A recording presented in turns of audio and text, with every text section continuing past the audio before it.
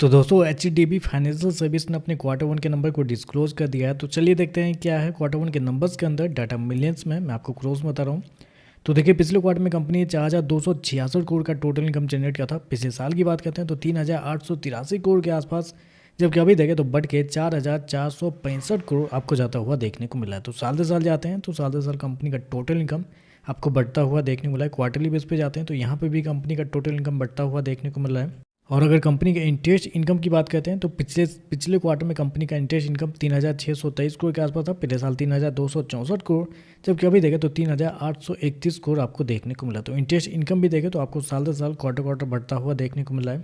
Finance sector की company है तो हमें टोटल रेवेन्यू और इंटरेस्ट इनकम से ज़्यादा इंपॉर्टेंट जो होता है वो देखना रहता है। वो क्या होता है? वो होता है कंपनी का नेट इंटरेस्ट इनकम, वो देखना रहता है। तो पिछले साल की बात करते हैं तो पिछले साल कंपनी का नेट इंटरेस्ट इनकम 1,768 करोड़ था। पिछले क्वार्टर में देखते हैं तो पिछले क्वार्टर में 1,973 करोड़ के आसपास था, जबकि इस क्वार्टर में देखते हैं तो कंपनी का नेट इंटरेस्ट इनकम 2,092 करोड़ आपको जाता हुआ देखने को मिल रहा है। तो कंपनी का नेट इंटरेस्ट इनकम देखें तो आपको साल दर साल क्वार्टर क्वार्टर बढ़ता हुआ देखने को मिल रहा है। लगभग साल दर साल देखें तो 18% के आसपास की तेजी आपको देखने को मिले। तो कंपनी के रेवेन्यू आप कह सकते हैं अच्छे आपको देखने को मिल रहे हैं। खर्चे की बात करते हैं, पिछले क्वार्टर में 3,561 करोड़ खर्च किए थे। पिछले साल 3,100 करोड़ के आसपास, जबकि अभी देखें तो कंपनी खर्चे 3,732 करोड़ आपको जाता हुआ देखने को मिला। तो खर्चे देखें तो खर्चे बहुत ही ज़्यादा इस क्वार्टर में देखने को मिल रहा है, क्योंकि टोटल इनकम आपका 15% के आसपास बढ़ा है। कंपनी का नेट इंटरेस्ट इनकम लगभग 16-17% के आसपास बढ़ा है, लेकिन खर्चे देखते हैं तो खर्चे आपके साल दर साल 20% के आसपास आपको बढ़ते हुए देखने को मिला। तो खर्चे बहुत ही ज़्यादा देखने को मिला। स्पेशली कंपनी के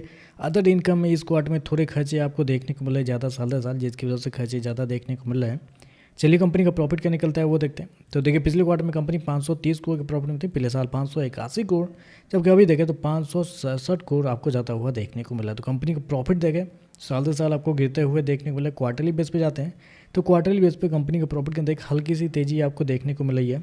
क्वार्टरली बेस पे 7% के आसपास बढ़ा है, जबकि साल दर साल जाते हैं तो साल दर साल लगभग 3% के आसपास की गिरावट आपको देखने को मिले। तो कंपनी का प्रॉफिट देखें तो प्रॉफिट शायद मेरे हिसाब से थोड़ा सा कमजोर आपको देखने को मिला है, क्योंकि कंपनी का नेट इंटरेस्ट इनकम 16-17% बढ़ा है, टोटल रेवेन्यू आपको 15% बढ़ा है, और फिर भी कंपनी का प्रॉफिट साल दर साल 3% के आसपास गिरता हुआ देखने को मिला है। तो थोड़ा सा कमजोर आप कहेंगे यहाँ पे।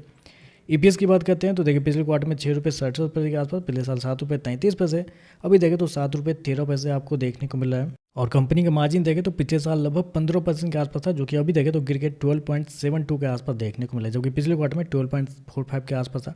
तो ओवरऑल देखा जाए तो मेरे हिसाब से थोड़े से कमजोर आप कहेंगे कंपनी के नंबर को, क्योंकि रेवेन्यू तो अच्छा है, रेवेन्यू में कोई दिक्कत नहीं। कंपनी की रेवेन्यू आपको बेहतर आपको देखने को मिले। कंपनी का इंटरेस्ट इनकम बढ़ाए, कंपनी का टोटल इनकम बढ़ाए, कंपनी का नेट इंटरेस्ट इनकम भी आपको बढ़ता हुआ देखने को मिला है। लेकिन जब प्रॉफिट के अंदर जाते हैं तो यहाँ पे कंपनी थोड़ी सी स्ट्रगल करते हुए आपको देखने को मिल रही है।